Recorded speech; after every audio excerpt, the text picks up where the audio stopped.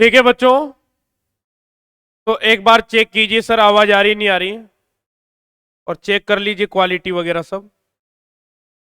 ठीक है, तो करें स्टार्ट। ठीक है बच्चों, तो एडवांस क्वांटम मैकेनिक्स की इस वीडियो लेक्चर सीरीज में फिर से आपका स्वागत है। लास्ट क्लास में अपन जो डिफरेंशियल क्रॉस सेक्शन है लेफ्ट फ्रेम और सेंटर ऑफ मास फ्रेम में, उनके बिटवीन रिलेशंस डिफाइन कर रहे थे। एम आई राइट? और लास्ट क्लास में बच्चों आपने लिख दिया था कि जो नंबर ऑफ स्कैटर्ड पार्टिकल होते हैं, चाहे आप लेफ्ट फ्रेम में बात करें चाहे आप सेंटर ऑफ मास फ्रेम में बात करें, दोनों में सेम ही आते हैं। और जो आपने माना था बच्चों की जो आपकी स्कैटरिंग प्रॉब्लम है वो सिमेट्रिक है, और अगर आपकी स्कैटरिंग प्रॉब्लम सिमेट्रिक है इसका सीधा सा मतलब है बच्चों कि जो डिफरेंशियल क्रॉस सेक्शन होता है वो फाई पे डिपेंड नहीं करता है। और लास्ट क्लास में आप लोगों ने लिखा था सिग्मा सी थीटा सी, और यहां पे sine theta C D theta C बराबर होगा sigma L theta L sine theta L और डी थीटा एल। ठीक है बच्चों, इस प्रकार से आपने लिखा था। एंड आई थिंक अपन ने जो लास्ट इक्वेशन दिया था वो इक्वेशन नंबर 3 दे दिया था बच्चों। ठीक है, जो भी दिया था आपने कोई बात नहीं है, उसके आगे से कंटिन्यू कर लेंगे, ये कोई इतना बड़ा विषय नहीं है इक्वेशन पे चर्चा की जाए। तो आपने एल वाले फैक्टर को आगे लिखा हुआ था, इसको पीछे लिखा हुआ था, तो इसी को आगे कंटिन्यू करते हैं बच्चों। ठीक है, देन उसी क्लास को अपन आगे बढ़ा रहे हैं बच्चों, और यहां पे सिग्मा एल थीटा एल, और यहां पे लिखा हुआ है sine theta L D theta L बराबर, यहां पे इसको उसी फॉर्मेट में लिख रहा हूं एक बार के लिए, सिग्मा थीटा सी, और यहां पे लिखा साइन थीटा सी, और यहां पे आपने लिख दिया डी थीटा सी, और इसको दे देते समीकरण नंबर 3।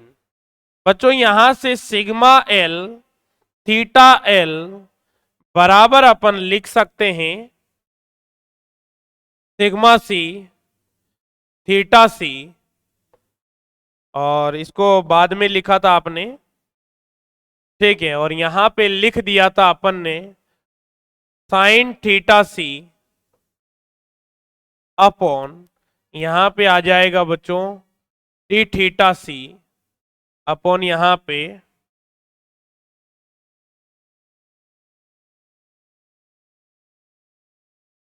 पे आ गया था साइन थीटा एल। बिल्कुल सर इसी प्रकार से लिखा था।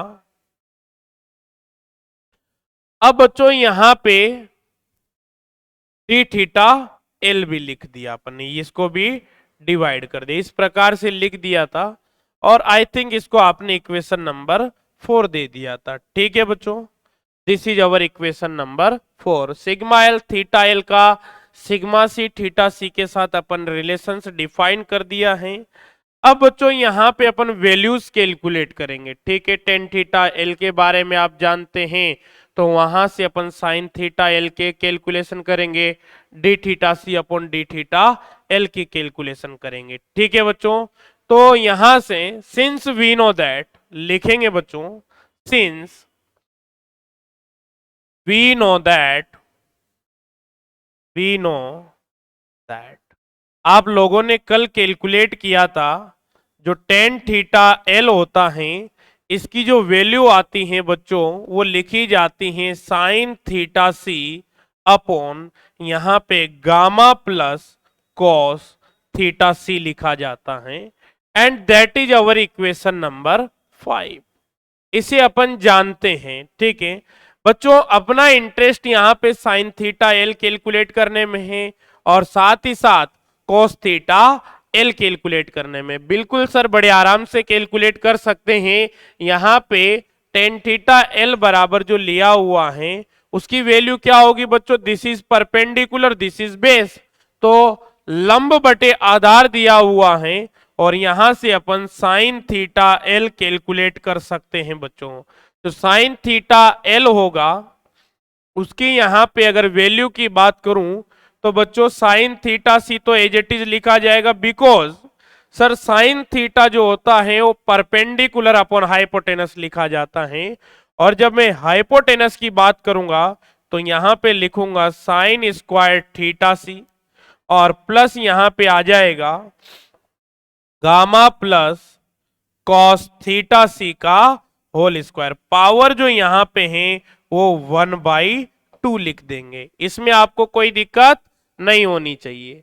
अब बच्चों यहां पे इसको थोड़ा इवेल्युएट कर लेते हैं, तो यहां पे लिखा जाएगा साइन थीटा एल बराबर यहां पे साइन थीटा सी अपॉन यहां पे साइन स्क्वायर थीटा सी है, यहां पे कोस स्क्वायर थीटा सी है। भाई इसको ओपन करेंगे तो यहां पे कोस स्क्वायर थीटा सी आएगा, तो ये तो क्या बन जाएगा 1 बन जाएगा, प्लस यहां पे गामा स्क्वायर भी आएगा और 2 गामा कोस थीटा सी भी लिखा जाएगा। तो 1 प्लस यहां पे लिखेंगे प्यारे बच्चों 1 प्लस 2 गामा और यहां पे लिखा जाएगा cos theta C plus gamma square और पावर लिख दिया जाएगा 1/2। That is our equation number 6। ठीक इसी प्रकार से बच्चों अपन कॉस थीटा एल भी कैलकुलेट कर लेते हैं। So similarly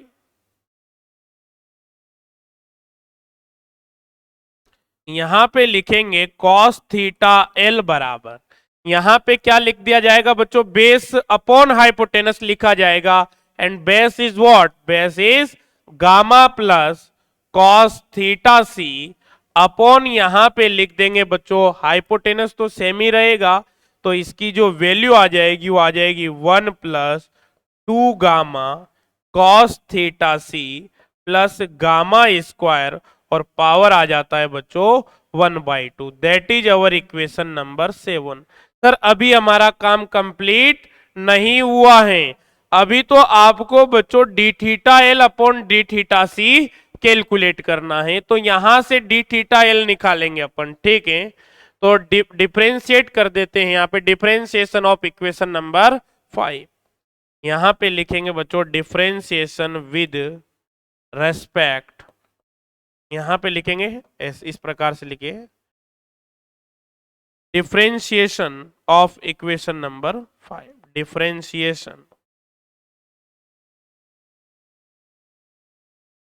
equation number 5 differentiate कर देते हैं बच्चों, तो जाहिर सी बात है यहां से टेन थीटा एल को डिफरेंशिएट करेंगे तो क्या लिखा जाएगा बच्चों, इसको लिखा जाएगा सेक स्क्वायर थीटा एल, इसको लिखा जाएगा टेन थीटा का जो डेरिवेटिव होता है वो सेक स्क्वायर थीटा होता है, तो यहां पे लिखा गया सेक स्क्वायर थीटा एल और यहां पे लिखा जाएगा डी थीटा एल, कोई दिक्कत नहीं है बच्चों। और यहां पे अपन बात करते हैं तो u अपॉन v का होल स्क्वायर से होगा डिफरेंशिएट, भाई u अपॉन v है तो उससे ही डिफरेंशिएट होगा, तो जाहिर सी बात है यहां पे v का स्क्वायर लिख देंगे, तो यहां पे गामा प्लस कोस थीटा सी v का काम कर रहा है तो v स्क्वायर हो जाएगा, तो gamma plus cos theta C का होल स्क्वायर लिख दिया और यहां पे अपन ने gamma plus cos theta C को एज इट इज लिख दिया। ऊपर क्या लिखा हुआ है सर, ऊपर तो साइन थीटा सी लिखा हुआ है और साइन थीटा सी का डिफरेंशिएशन होता है कोस थीटा सी। सर यहां पे हमने कोस थीटा सी लिखा और यहां पे डी थीटा सी लिखा, माइनस साइन लगा दिया जाएगा, बिल्कुल लगा देंगे सर। अब सर साइन थीटा सी को छोड़ देंगे तो यहां पे हमने साइन थीटा सी को छोड़ दिया और सर अब cos theta C plus gamma को डिफरेंशिएट करेंगे, so gamma is the ratio of masses, so it is a number constant, so cos theta C को डिफरेंशिएट करेंगे तो माइनस का साइन थीटा सी लिखा जाएगा, तो यहां पे आएगा माइनस का साइन थीटा सी और यहां पे थीटा सी का लिख दिया जाएगा डी थीटा सी। तो बच्चों यहां पे sec square theta L D theta L बराबर यहां से डी थीटा सी को अपन कॉमन निकाल लेंगे और यहां से gamma plus cos theta C का होल स्क्वायर लिख देंगे। सर कोई बड़ी बात नहीं है, डी थीटा सी को कॉमन ले लीजिए भाई, तो कॉमन ले लेते हैं, तो यहां पे बच जाएगा बच्चों गामा, ये कोस थीटा सी इससे भी मल्टीप्लाई होगा तो gamma cos theta C, plus यहां पे लिखा जाएगा बच्चों कोस स्क्वायर थीटा सी, माइनस माइनस प्लस हो जाता है, प्लस का साइन स्क्वायर यहां पे थीटा सी, और यहां पे अपन जो नोट करेंगे बच्चों वो डी थीटा सी को बाहर निकाल लेंगे, ठीक है, जो अपन ने बाहर लिया था उसको यहां पे नोट कर देंगे। आई थिंक यहां पे कोई टर्म नहीं बचा है, गामा कोस थीटा सी आ गया, कोस स्क्वायर थीटा सी बन गया, और प्लस का यहां पे साइन स्क्वायर थीटा सी बन गया। ठीक है बच्चों, आपका जो इंटरेस्ट है वो क्या कैलकुलेट करने में बच्चों, D theta C upon D theta L. So यहां पे लिखेंगे so D theta C upon D theta L, ये आपको कैलकुलेट करना है, कोई दिक्कत नहीं है, D theta C upon D theta L calculate करना है। तो यहां पे बच्चों sec square theta L as it is बना रहेगा,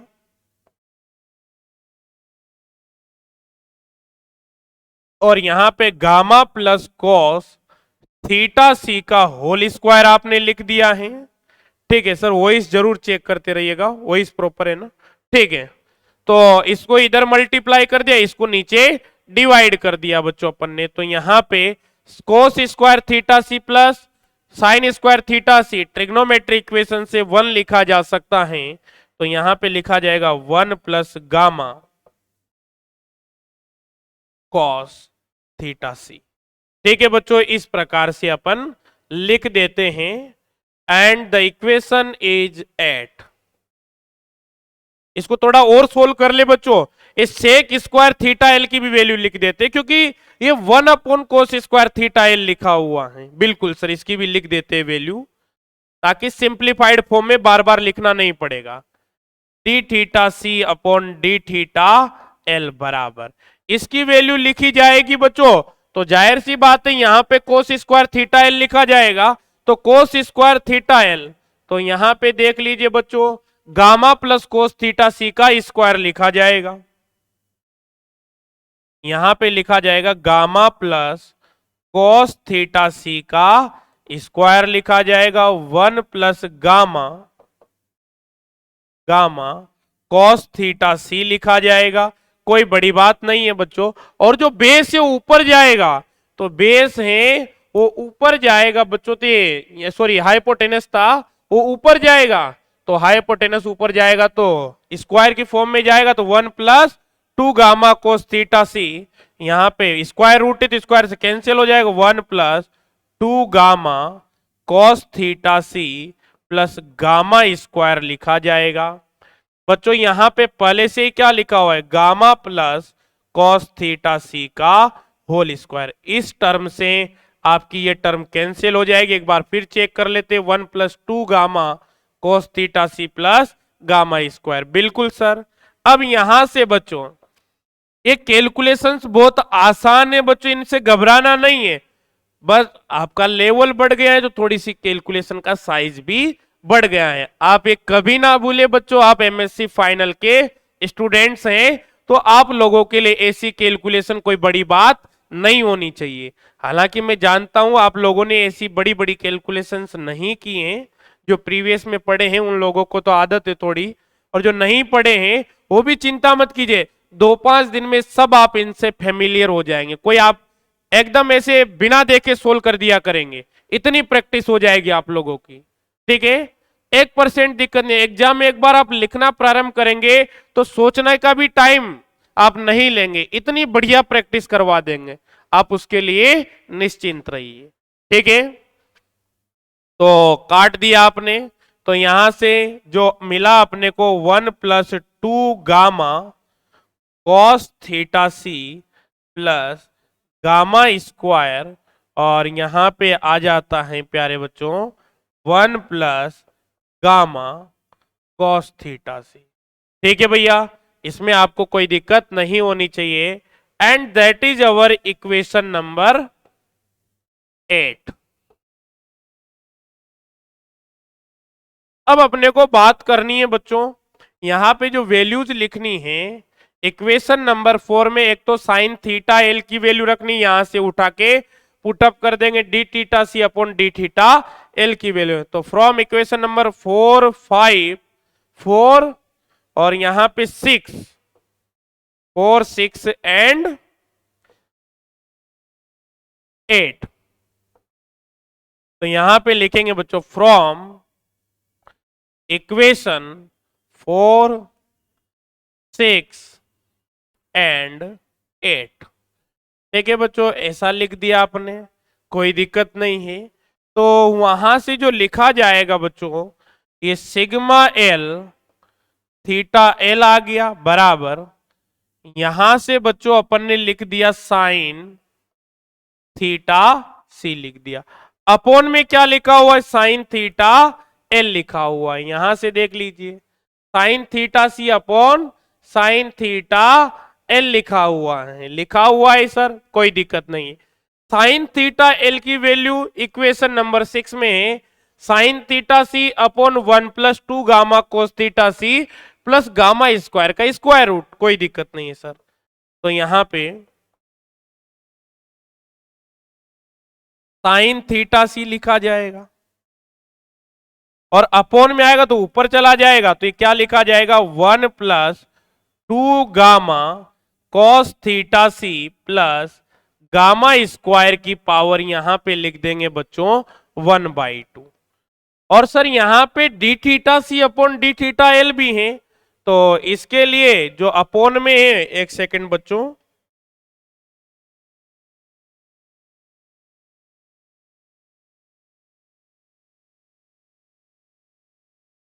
ओके। तो यहां पे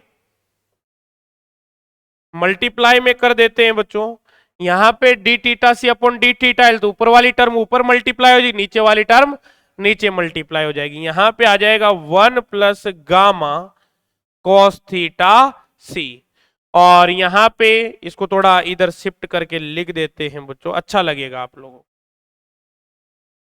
और यहां पे मल्टीप्लाई में हो जाएगी, यहां पे 1+2 gamma cos theta C plus gamma square plus gamma square.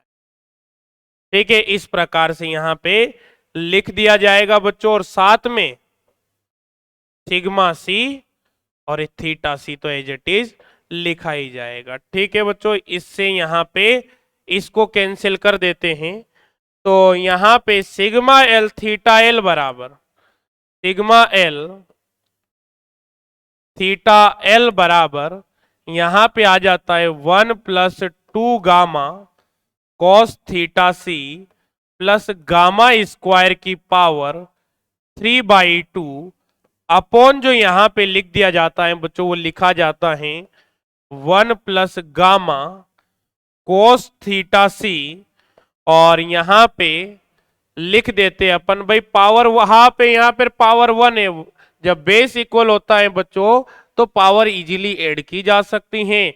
1+½ आप लिख देंगे बच्चों 3/2, और यहां पे लिख देंगे सिग्मा सी, और ये लिख दिया आपने थीटा सी। ठीक है बच्चों, तो यहां पे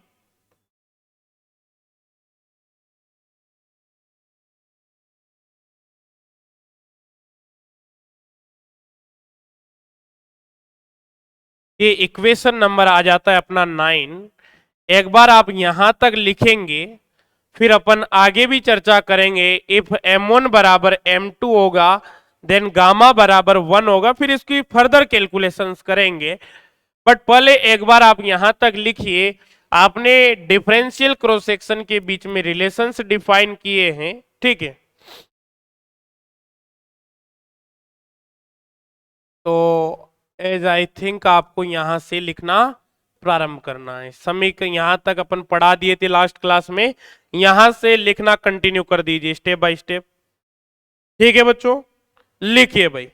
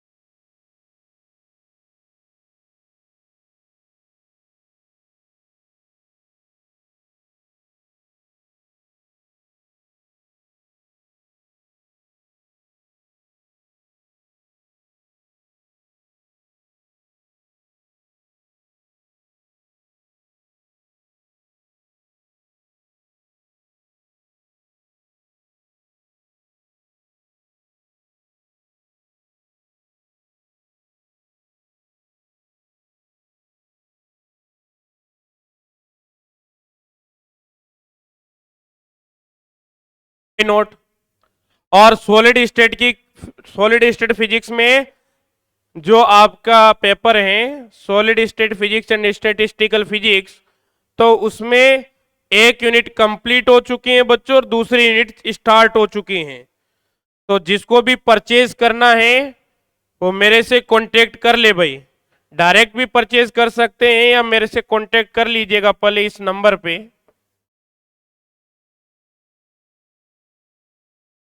और लेट मत होइए भाई, पढ़ाई लिखाई चालू कर दीजिए।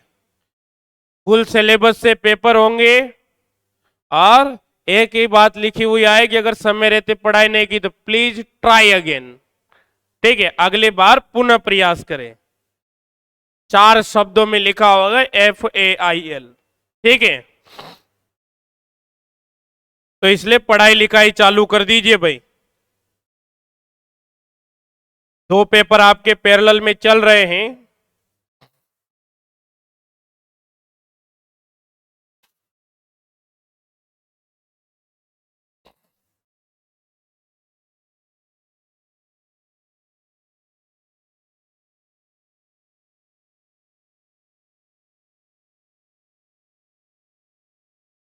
कर लीजिए भाई नोट।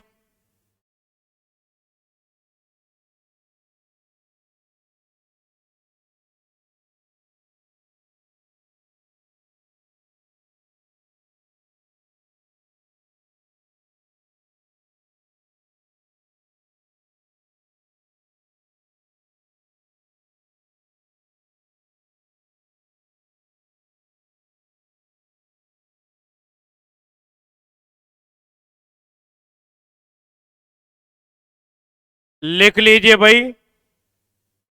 और जो बच्चे इधर उधर उलझ गए हैं, कहीं इधर उधर ज्वाइन कर लिया था 5 साल के सोल्ड पेपर वाले सिस्टम में, तो समय रहते अपनी फीस वापस लेके पढ़ाई लिखाई चालू कर दीजिए।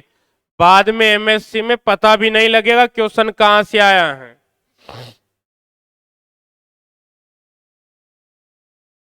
ठीक है, तो इसलिए समझदार बने।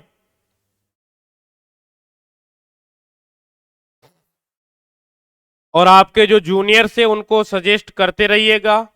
जिस भी कॉलेज में आप पढ़ते हैं प्रीवियस की क्लासेस स्टार्ट हो चुकी हैं भाई।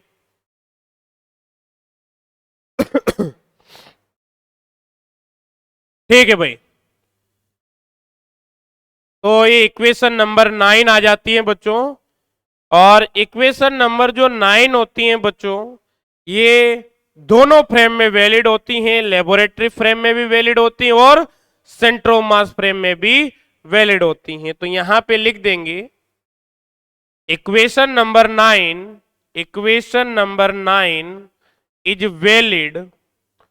Is valid in both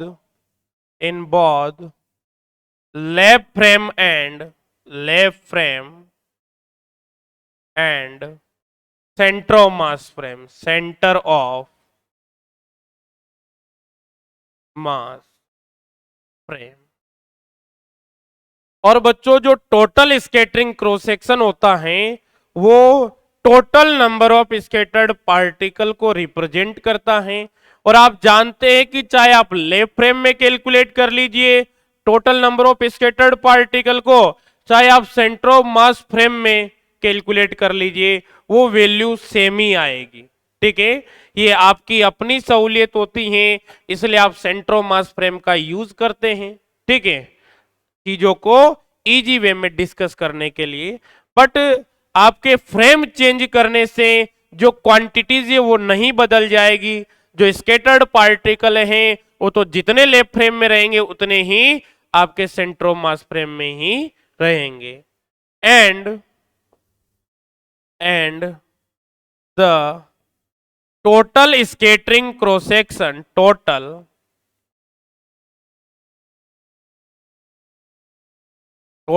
scattering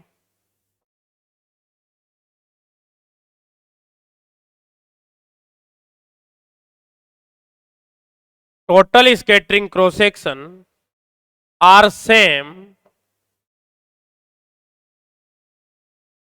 are same in both frame in both frame because, ये स्टेटमेंट लिखना पड़ेगा आपको। आपसे पूछा जाएगा प्रूव दैट, आपसे क्या पूछा जाएगा, prove that total scattering cross section is same in both frame of reference. ठीक है, तो इसी प्रकार से लिखना है पूरा डेरिवेशन करते हुए। Both frame because the total number of because scattering cross section, यहां पे लिखेंगे because total scattering cross section, total scattering cross section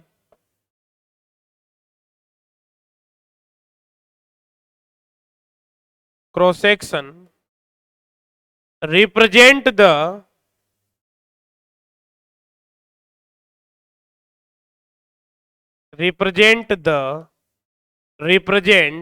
the total number of scattered particle, total number of scattered particle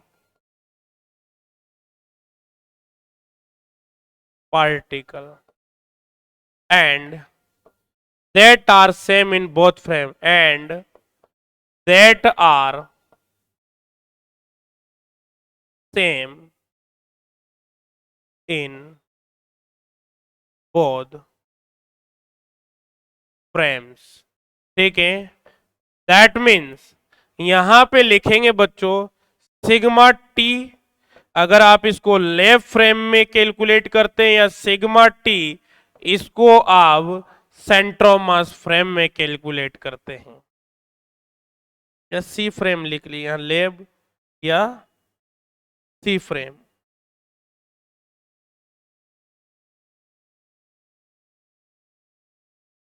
दोनों में इसकी value जो है वो same ही आएगी। ठीक है बच्चों, लिख लीजिए इसको, इसी प्रकार से लिखना है। ठीक है,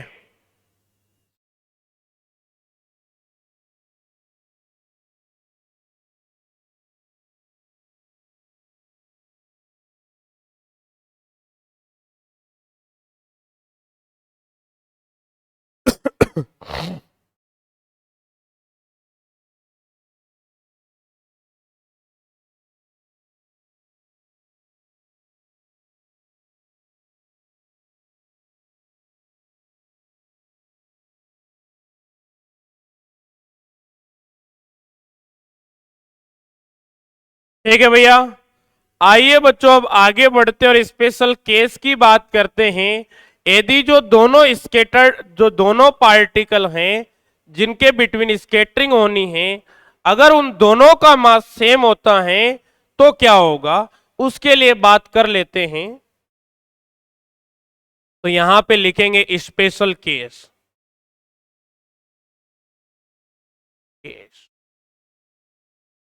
और यहां पे लिखेंगे बच्चों स्पेशल केस में, ठीक है, इफ m1 बराबर m2, अगर m1 बराबर m2 होगा, देन बच्चों यहां पे देन गामा बराबर 1 होगा। सर कोई दिक्कत वाली बात नहीं है। तो आइए बच्चों यहां पे लिखते हैं, गामा बराबर आपने 1 लिख दिया, ठीक है सर, और इसकी वैल्यू यहां पे पुटअप करेंगे इक्वेशन नंबर 9 में। तो इक्वेशन नंबर 9 क्या कहती है, सिग्मा एल थीटा एल बराबर, यहां पे जो लिखा जाएगा बच्चों वो आप ध्यान से देखिएगा, 1 plus gamma cos theta C तो नीचे आएगा, और 1 plus 2 gamma cos theta C plus gamma square की पावर 3/2 ऊपर आएगा, फिर सिग्मा सी थीटा सी लिख देंगे। तो यहां पे 1 प्लस, अब गामा यहां पे लिखेंगे फ्रॉम इक्वेशन 1, फ्रॉम इक्वेशन 1, ठीक है बच्चों। तो 1 प्लस गामा, गामा की वैल्यू 1, तो क्या लिखा जाएगा, cos थीटा सी, और यहां पे लिखा जाएगा 1 प्लस 2 गामा, तो 1 प्लस यहां पे लिखा जाएगा 2 cos थीटा सी, और गामा स्क्वायर तो 1 का स्क्वायर 1 ही होगा, पावर 3/2 लिखा जाएगा बच्चों। और यहां पे आप लिख देंगे सिग्मा सी थीटा सी, कोई बड़ी बात नहीं है। ठीक है, अब इनको ट्रिग्नोमेट्रिक इक्वेशन नॉर्मली सोल्व कर लेंगे। अब बताओ कहां टप है। अब यहां पे सिग्मा एल थीटा एल बराबर, जो बच्चों यहां पे अपन लिख सकते हैं, यहां पे 2 + 2 कोस थीटा सी लिखा जा सकता है। 2 की पावर 3/2 को अपन कॉमन ले लेंगे, 2 की पावर 3/2 को अपन ने कॉमन ले लिया, तो 1 प्लस यहां पे आ जाता है कॉस थीटा सी की पावर 3/2। भाई यहां पे 2 + 2 कोस थीटा सी की पावर 3/2 आ गया बच्चों।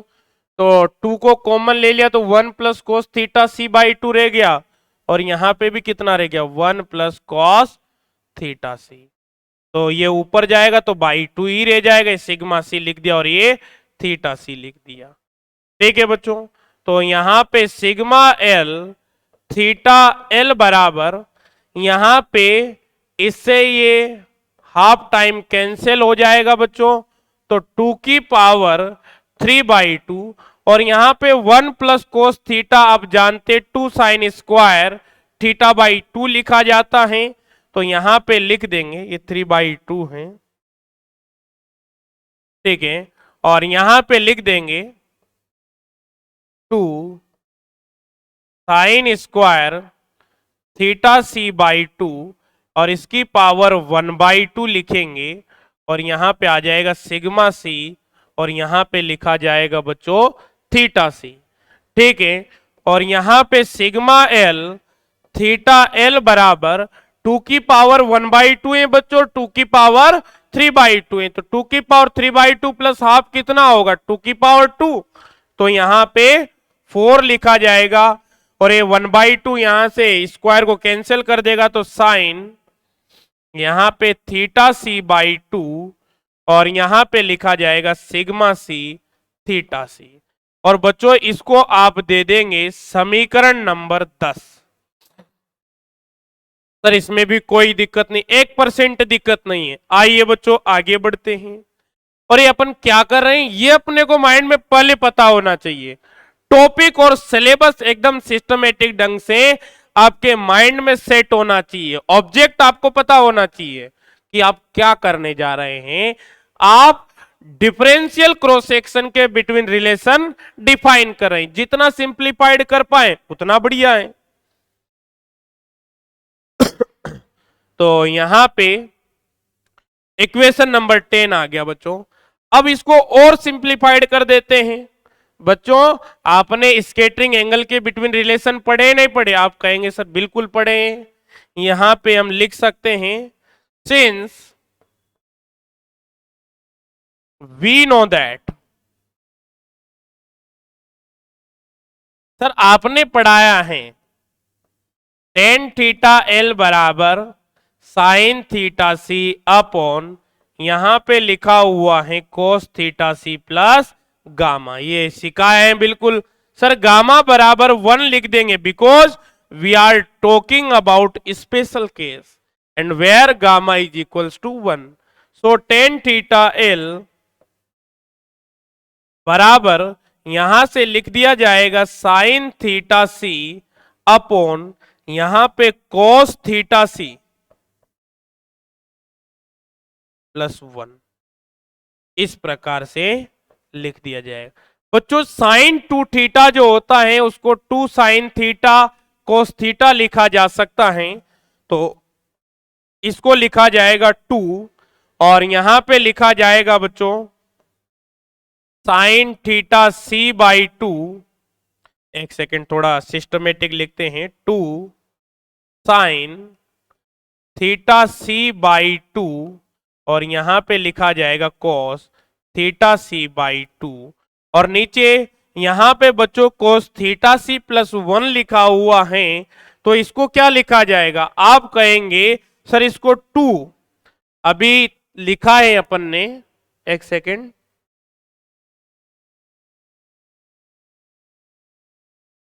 ये 2 कोस स्क्वायर है बच्चों, 1 plus cos theta C by two को यहां पे 2 और कोस लिखेंगे बच्चों, यहां थोड़ा सा एक करेक्ट कर लीजिए, 2 कोस स्क्वायर,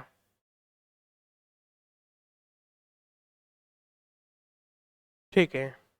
तो यहां पे cos theta C by two लिखा जाएगा, ठीक है। 1 माइनस कोस 2 थीटा बराबर तो होता है 2 साइन स्क्वायर थीटा, और 1 प्लस कोस 2 थीटा बराबर होता है 2 कोस स्क्वायर थीटा। तो यहां पे कोस थीटा सी प्लस 1 की जगह क्या लिखेंगे, 2 कोस स्क्वायर, और यहां पे आएगा थीटा सी बाई 2। तो इससे ये कैंसिल हो जाएगा बच्चों, 2 से यहां पे 2 कैंसिल हो जाएगा। तो यहां पे टेन थीटा एल बराबर यहां पे लिख दिया जाएगा बच्चों 10, और यहां पे लिख देंगे अपन थीटा सी बाई 2। तो यहां से आ जाता है बच्चों थीटा एल बराबर थीटा सी बाई 2। तो थीटा सी के स्थान पे आप लिख देंगे बच्चों 2 थीटा एल। समीकरण नंबर आई थिंक 10 दे दिए थे अपन, ये समीकरण नंबर आपकी 11 हो जाती हैं। फ्रॉम इक्वेशन 10 एंड 11 यहां पे लिखेंगे from equation 10 and equation number 11। तो यहां से आप लिख सकते हैं बच्चों, यहां से आप लिख सकते हैं सिग्मा एल थीटा एल बराबर 4, और यहां पे ध्यान से देखिए बच्चों cos थीटा सी बाई 2 है, तो थीटा सी बाई 2 को क्या लिख देंगे, एल लिख देंगे, तो 4 cos थीटा एल, और यहां से सिग्मा सी थीटा सी लिख देंगे आप, तो सिग्मा सी और थीटा सी की जगह कितना लिख देंगे बच्चों, 2 थीटा एल लिख देंगे, and that is our equation number 12। ये मोर सिंप्लीफाइड फॉर्म में आपने कैलकुलेट कर दी है, कोई दिक्कत नहीं है सर, बड़े आराम से ऐसा लिखा जा सकता है, ठीक है। तो बच्चों अब इसको स्टेप बाय स्टेप से नोट करेंगे, स्पेशल केस लगा के लिखिए और नोट कर लीजिए भाई।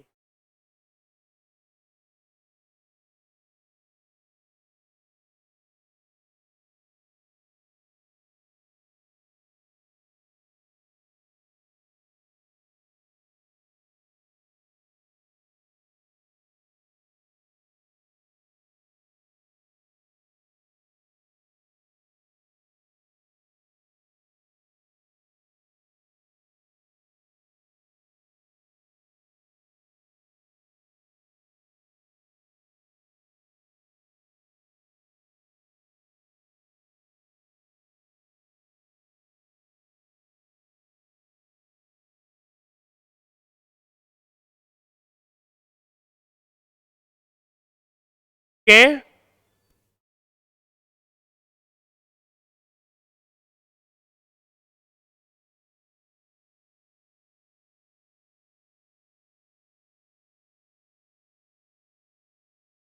करो भाई नोट।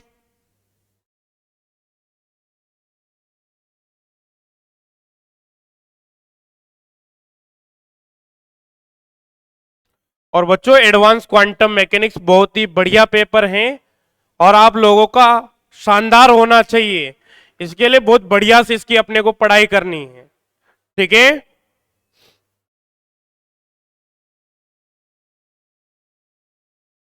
मतलब जब एक्यूएम की बात आए तो आपका जवाब ये होना चाहिए, हाँ सर बोलिए क्या बताएं, ऐसी परिस्थितियां होनी चाहिए। के सर एक बात कहते हैं कि रात को 12 बजे उठा के भी अगर एक्यूएम का कोई कॉन्सेप्ट पूछा जाता है तो जवाब उतना ही सटीक आना चाहिए जितना दिन के 12 बजे पूछा जाए तो आए, ठीक है।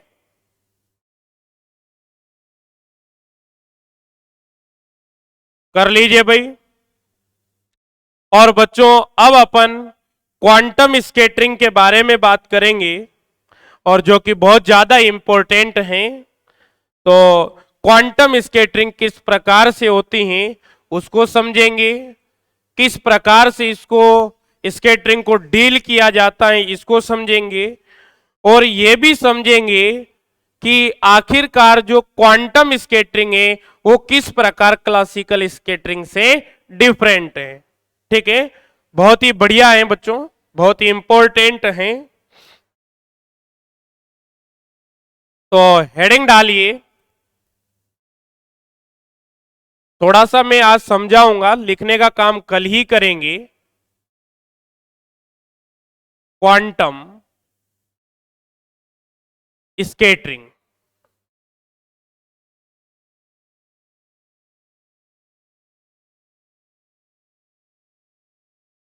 तो बच्चों अपना पूरा का पूरा जो टारगेट है वो इस क्वांटम स्कैटरिंग को ही समझना है।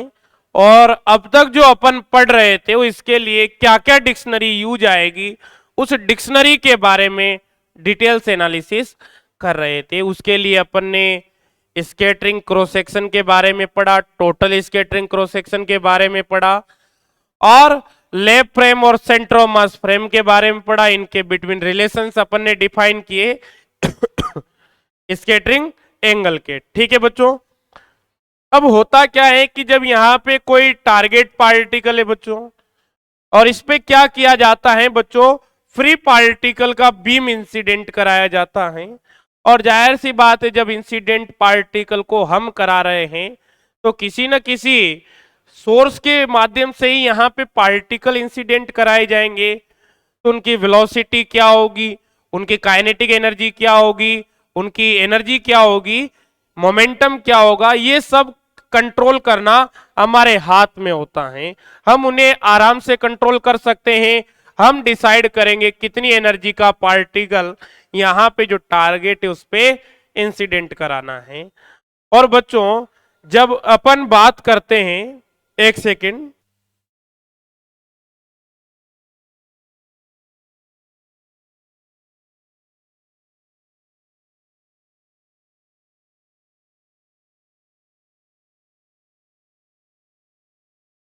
अब अपन क्लासिकल स्केटरिंग की बात करते आए हैं। आप लोगों ने अपने ग्रेजुएशन के दौरान स्केटरिंग प्रॉब्लम्स को डील किया होगा। वहां पे आप लोग ऐसे डील किया करते थे, इस प्रकार से पार्टिकल आ रहा है, इस प्रकार से चला जा रहा है। ठीक है, यहाँ पे जो बच्चों इम्पैक्ट पैरामीटर होता है उसके बारे में बात लिखा करते थे आप, डिफाइन किया। क्लासिकल मैकेनिक्स की स्केटरिंग की बात कर रहा हूं, क्वांटम की अभी बात बाद में करेंगे। तो यहां से पार्टिकल आपने इंसिडेंट कराया, यहां पे आपका टारगेट होगा। यहां पे बच्चों आप डिफाइन करते थे impact parameter. Sir impact parameter के माध्यम से वहां पे के सर बताया करते थे कि जो इंपैक्ट पैरामीटर है बच्चों, ये इस पार्टिकल की, ध्यान से सुनिएगा, ये जो इंपैक्ट पैरामीटर है ये मिनिमम डिस्टेंस है, minimum distance of closest approach.